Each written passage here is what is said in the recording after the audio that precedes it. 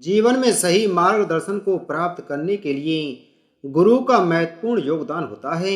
हमें किसी भी समय गुरु का आदर और सम्मान बनाए रखना चाहिए। बिना गुरु के मार्गदर्शन से सफलता पाना असंभव हो सकता है। इसलिए हमेशा गुरु और शिष्य का रिश्ता अटूट होता है। बहुत समय पहले की बात है। एक छोटे से गांव में एक बहुत ही प्रतिभाशाली लड़का रहता था। वह धनुर्विद्या में माहिर था और राज्य के सबसे बेहतर धनुर्धार बनने का सपना देखता था। वह गांव की प्रतियोगिताओं में हमेशा पहले आता था। उसने अपने लक्ष्य को पूरा करने के लिए एक प्रसिद्ध गुरु के पास जाकर उससे मार्गदर्शन मांगा। गुरु ने शिष्य से कहा, मेरा हर एक कहना मानना पड़ेगा, तब जाकर आपकी सफलता निश्चित है। लड़का ने गुरु की बात को मान लिया और उसके आश्रम में रहने लगा। पहले दिन गुरु ने उससे धनुर्विद्या की परीक्षा ली और उसके बाद उसे आश्रम के सामान्य काम देने लगे। वह लड़का रोजाना लकड़ी काटने, गाय की सेवा करने और आश्रम के काम में लगने के बावजूद आश्रम के अन्य शिष्यों के लिए धनुष बाण तैयार करने का समय निकालता था।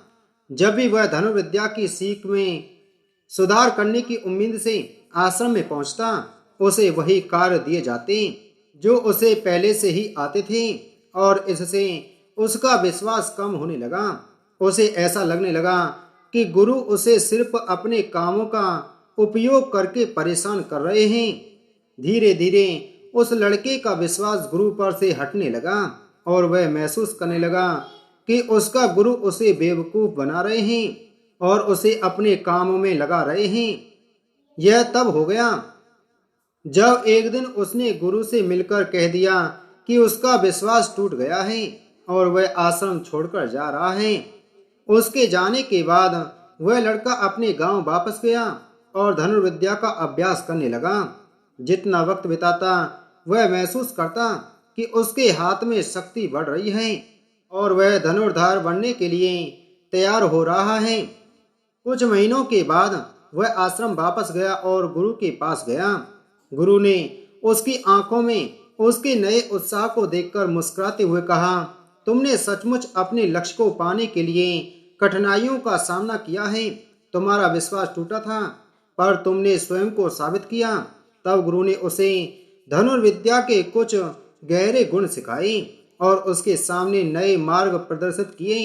वह लड़का अब पूरे मन से धनुर्विद्या में लग गया और उसने अपने लक्ष्य को हासिल किया।